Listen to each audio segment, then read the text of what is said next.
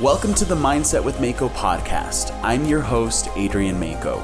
Join me each week as we delve into the transformative power of mindset and learn from successful business owners, influencers, and inspirational people who have changed their lives through the power of their mindset. All right, welcome to the Mindset with Mako podcast. Today we're doing another Moment of Mindset segment. I got my good friend Dakota here joining me to give me his amazing perspective. Today we're talking about something that I personally have struggled with and continue to struggle with, and that's imposter syndrome. So today's segment is going to be how to deal with imposter syndrome. Now, for those of you who don't know, imposter syndrome, it's a common internal experience that can occur to anyone. Basically, what it is when you as an individual believe that the things that you've accomplished in your past, the good fortune or opportunities that you've had, that you've experienced, is all just been basically luck, and it didn't take any hard work or skill at all, and you're just basically discrediting yourself. To put it in an example, for me, I've been in real estate for 5 years this summer. 4 years have just been incredible. I've been blessed. I've sold a lot of houses. I've made a lot of difference in people's lives. And this year's been slower. And it's been, I don't want to sit here and just come up with excuses or explain or blame external reasons. But one thing that sunk in for me was this just all a fluke? Was I just riding the wave of the market? Am I really not that good of a real estate agent? Real questions that I was asking myself: is this the year I'm going to go out of business? Should I start looking for another job? It was kind of crazy for me. I don't know. How about you, Dakota? Have you ever dealt with imposter syndrome? I have, but before I even get onto that, one thing that just came to me that I noticed is all those questions that you were thinking about have to do with the future. Mm-hmm. Mm-hmm. Yeah. None of them were really focused on now. Right. Yeah. It stems from now, but you're looking into the future of like, am I going to be able to maintain what I currently am or was, right? Mm-hmm. And I think that's just kind of worth noting, where we're putting our focus and our energy. Is it the past, the present, or the future? Mm-hmm. But no, I've definitely had imposter syndrome. We all have, right? Mm-hmm. I'd be a liar if I said that I didn't. Right. Recently, a couple months back, I was hanging out with some friends. We were all hanging around, and like it kind of suddenly came to me that like everything that I've had in life, I felt like I didn't work for. I just asked, and it kind of worked out that way. Sure. Like every job that I've had, like I applied to one job with like an actual resume. Yeah. And it was when I was 16 to get hired at like the local Kmart. Yeah. And they didn't even hire me. And after that, I was like, well, I don't want this. Like, I'm not going to do a normal job. And so I just asked people, hey, I want to be an electrician. Like, I know that you're an electrician. Yeah. Can I help out? Yeah. And I just started putting myself in places to where I could do that. But I felt like I was reliant on other people's kindness in a way. And felt like even with working with Jimmy, right? Yeah. I came to him after my previous job. I was like, hey, I just put in my 2 weeks notice at my last place. I'd love to come work with you. Here's kind of where I'm at. And I did it in a way that he was able to see the value and be like, yeah, sure. Like, come work with me. But it's still, even though like I knew the value was there, you're right. Like I still felt that imposter syndrome of like, no, this isn't my doing. It's everybody else's. Almost like you didn't earn it. Yeah. Right. I think that's a very common feeling. That's how I felt too. Like I said, with being in real estate, it's like, did I really earn any of this? Am I really skillful, or were deals just falling on my lap and I was just, killing what was in front of me, kind of thing? It's definitely something real that I feel like, especially now where the state of the economy and our nation is, real estate isn't the only sector that's struggling right now, right? There's a lot of industries out there that are struggling, a lot of salespeople that are struggling, entrepreneurs that are struggling, businesses that are struggling. And it's hard sometimes to break through that mindset of, was it all just luck? Was it not earned? Was it all just because I asked, like you said, right? And now, even though this is something I currently struggle with, it is something that I've found a few ways to kind of help me break through or break away from that thinking. The first one is awareness and reflect. Personally, and you hear this a lot. It's like, you're only as good as your next deal, or you're only as good as like what you currently have under contract. I'm speaking in real estate terms because that's how it applies to me. And what you've done in the past is in the past, right?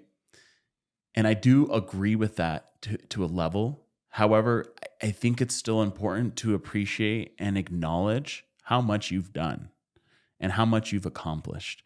Because if you become less aware of that and don't reflect on those past accomplishments, it can really do a number on your self-confidence. Again, what you have to show now today is what you're doing currently in the present. But at the same time, don't just discredit everything you've built or done, you know? I think that's something that's for sure helped me. And then I would say the second thing is identify when it occurs. When does imposter syndrome sink in? What are you doing or what are you not doing? For me personally, it's when I am working on trying to make connections or calls or, prospecting with clients, and I'm not getting the reciprocation. People aren't calling me back. Okay. People aren't telling me they want to do things. Or sometimes it's when I am not doing anything. I'm not taking enough action. And then it's like, I'm not good enough. I'm not doing this. I'm not doing that. But it's like, wait, this is happening when things aren't happening that are out of my control. I can't control if people call me back. And two, when I'm not taking action, Yeah. Mine's more of when I compare myself to others. I'm 26 right now, and being in, We Are the They, and being around such highly successful and motivated people, I find myself a lot comparing myself to people who are a decade ahead of me. That's a good call out, actually. Yeah. Yeah. Comparing yourself to others. I am guilty of that as well. Being in this group, this We Are the They group, there are a lot of financially successful people, which is extremely inspiring, but it also can help you feel like, whoa, what the hell am I doing with my life? And then it can help, it can definitely trigger that imposter syndrome, and that can start seeping in. And it's not good to go down that whirlwind either, because then, for me personally, then it's like, okay, well, maybe everything I'm telling myself in my head is true. So what should I start looking for now? Maybe I'll go be an electrician. Maybe I'll go do this. And then I have to just come back to earth and be like, Adrian, shut up. Like, you're not going to do any of those things. Stop comparing yourself to other people.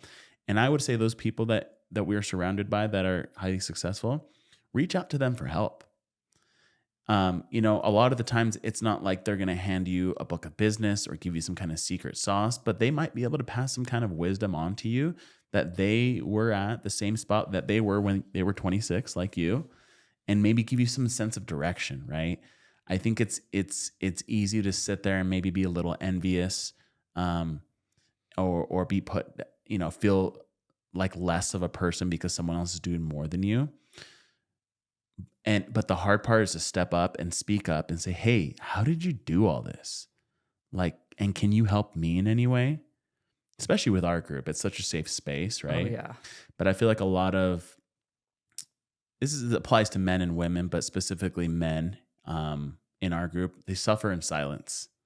They're going through things in their business or in their personal life, and it's imposter syndrome sinking in. Am I a good real estate agent? Am I a good dad? Am I a good friend? And we don't reach out for help, right? So I've made it a big effort to try to just start asking for help and asking people to if there's anything I can do for them, right? Or learn from them, because I think that's huge.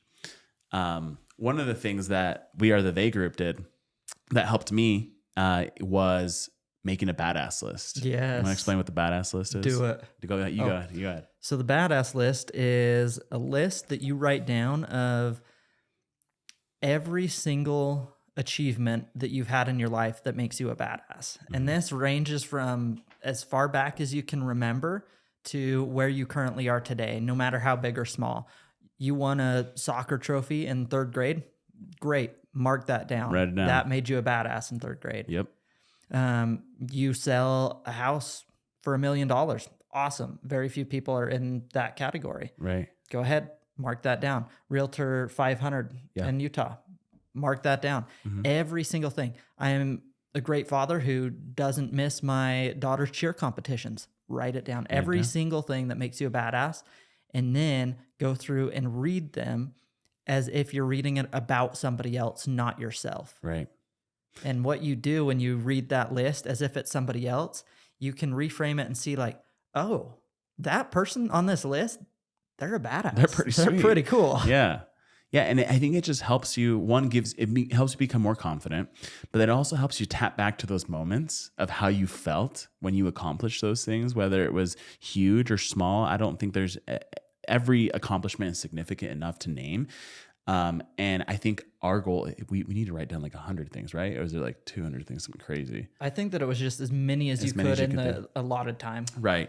But being able to read those back to yourself and realize like, wow, I've actually accomplished a lot. I'm a badass. What am I telling myself that I'm not good enough? What am I telling myself that everything was a fluke and everything was just for luck? It's like, no, I took a ton of action and I accomplished all of these things.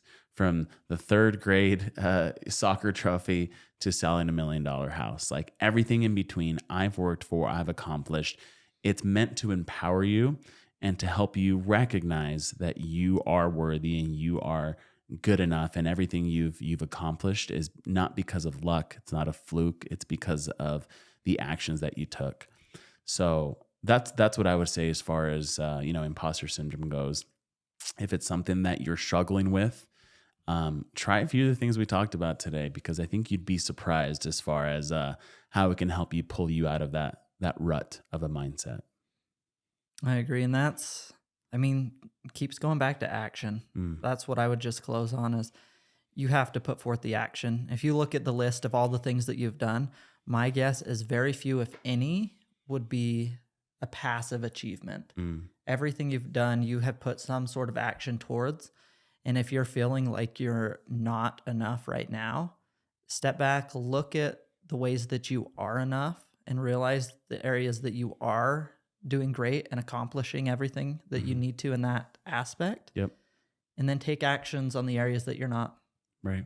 Yep. Totally. Identifying those, I think, is super important. So thanks for listening, y'all. Again, today's segment was about dealing with imposter syndrome. So if you're listening to this and you've felt inspired, we'd love for you to share it with other people who you think they might benefit from.